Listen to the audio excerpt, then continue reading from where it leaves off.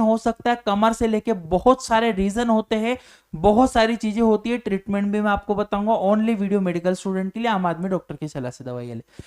Pen from lower to back leg, यानी कि कमर से लेकर पैरों तक का दर्द, यानी कि pain starting from the lower back radiating down to one और बोथ लेग, यानी कि कमर से चालू होता है, सीधे पैर में आएगा या उल्टे में, दोनों में से किसी भी पैर में दर्द हो सकता है मरीज को।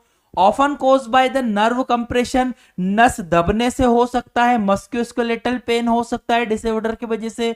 इसके अलावा डिजेनरेटिव स्पाइन चेंजेस की वजह से हो सकता है, अक्सर नसों के दबाव, हड्डियों मांसपेशियों की समस्या या रीढ़ की हड्डी में डिग्रेडेशन की वजह से हो सकता। कारण मैं आपको डिटेल से आगे बताने वाला हूं।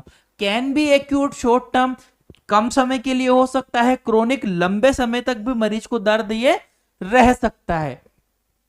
May be effect mortality and quality of life, यानी कि यह दर्द चलने फिरने पे लगता है, गुणवत्ता, मरीज को लाइफ में बहुत प्रॉब्लम होती है, इस चीज की वजह से बहुत सारे लोग इस चीज से सफर कर रहे हैं। ठीक है, तो आगे डिस्कस करते हैं। ये समझ में आया आपको कि भैया क्यों होता है? अब देखो कोज, अब मेन तो कारण है भैया हो क्यों रहा है। पहला कारण हो सकता है कमर से पैर तक दर्द आने का कि लंबर डिस्क हर्निएशन, यानी कि लंबर डिस्क हर्निएशन का मतलब क्या है? इंट्रावर्टिब्रल डिस्क ब्लग और रप्चर कंप्रेसिंग स्पाइनल नर्व, यानी कि डिस्क जो है हमारी कमर में ऐसे गट्टे होते हैं, ये कमर के गट्टे दब गए हैं, घिस गए हैं, निकल गए हैं, जिसके कारण दर्द हो सकता है। Mostly L4, L5, L5, S1 level से होता है, ये नंबर है कमर के, इनके दबने, घिसने और इंफेक्शन की वजह से होता है। दूसरा कारण हो सकता है साइटिका। साइटिका एक बहुत बड़ी नर्व होती है, साइटिका नर्व, यहां से कमर से लेकर पैर तक जाती है, इसके दबने के कारण किसी भी कारण से ऐसा आपको लग सकता है। तो compressing of irritation of sciatica nerve causing the shooting pain in the leg, यानी कि साइटिका नस दबाव या जलन से पैरों में तेज दर्द होता है। Pain can follow a nerve path back buttock back buttock thigh self, यानी कि बताया है कि नस अगर दबेगी तो यहां से दबेगी, दर्द कुल्ले पे आएगा, कुल्ले से जांघों तक जाएगा, जांघों तक फीट तक, फिर पैर में सुन्नी होने लगेगी, सनसनाहट होने लगेगी, पैर जाम हो जाएगा, ये साइटिका की वजह से हो सकता। और क्या कारण है भैया, पहचाने कैसे आगे बताऊंगा, डायग्नोसिस भी बता दूंगा मैं आपको। मसल स्ट्रेंथ स्पैन, यानी कि मांसपेशियां खिंच गई हो, टूट गई हो, मोच आ गई हो, है ना। लिखा है अचानक खिंचाव या भारी कम के कमर से मांसपेशियों से लिगामेंट की चोटिल होती है, यानी कि बेसिकली मांसपेशियां कनेक्टेड है, यहाँ पे स्प्रेंड हो गई, नम गई है तो दिक्कत हो सकती है। Narrowing of spinal canal compression nerve root, यानी कि रीढ़ की नहर का संकुचन नसों पर दबाव डालता है। देखो अब रीढ़ की हड्डी है आपकी पूरी पीछे, ये रीढ़ की हड्डी होती है, ये रीढ़ की हड्डी में क्या हो रहा है, एक्चुअल में दब गई है। यहां पे आप देखो डायग्राम मैंने लिखा है, दब गया है, कंप्रेशन हो गया, लंबर यहाँ पे स्ट्रेंशन हो रहा है, दबने की वजह से पूरे आपके पैरों में, दोनों पैरों में भी दर्द आ सकता है, किसी एक पैर में भी दर्द आ सकता है। क्लियर? इसके अलावा ऑस्टियोआर्थराइटिस, हड्डियों का पुराना घिसना, ऑस्टियोआर्थराइटिस भी समझो अच्छे से कि wear and tear vertebra and intervertebral disc, यानी कि हड्डियों और डिस्क का पुराना घिसाव, can be cause stiffness and radiating pain, यानी कि बोल रहे देखो यहां पे हेल्दी जॉइंट ऐसे रहते हैं, अगर ऑस्टियोआर्थराइटिस हुआ तो घिसने रखते हैं, और रूमेटॉइड अर्थराइटिस में पूरी तरह से वो घिस चुके होते हैं, इस वजह से भी कमर से पैरों तक आपको दर्द महसूस हो सकता। और अदर कारण क्या हो सकता है भैया, और भी कुछ रीजन, जैसे कि इन्फेक्शन, स्पाइनल में इन्फेक्शन हो गया हो, किडनी में कोई इन्फेक्शन हो गया हो, तब ऐसा हो सकता है। ट्यूमर, स्पाइनल और पेल्विक ट्यूमर, कंप्रेशन नर्व रीढ़ या पेल्विक में ट्यूमर हो गया हो, तब हो सकता है। इन्फ्लामेट्रिक डिसऑर्डर, अगर इन्फ्लामेट्रिक डिसऑर्डर है,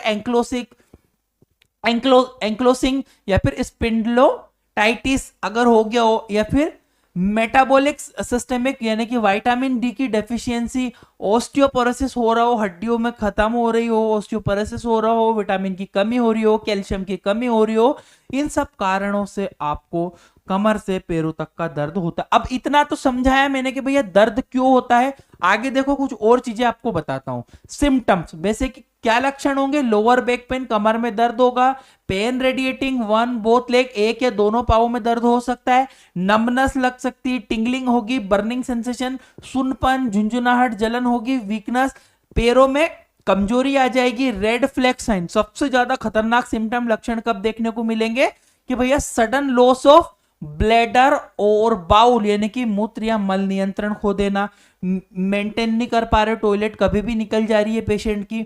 इसके अलावा severe progressive long leg weakness, बहुत ज्यादा कमजोरी पाँव में आ रही हो, सीवियर ट्रॉमा हिस्ट्री, गंभीर चोट का इतिहास हो, या फिर फीवर हो रहा हो, अनएक्सप्लेन्ड वेट लॉस, बहुत ज्यादा वजन कम हो रहा हो, तब खतरे वाली बात होती है।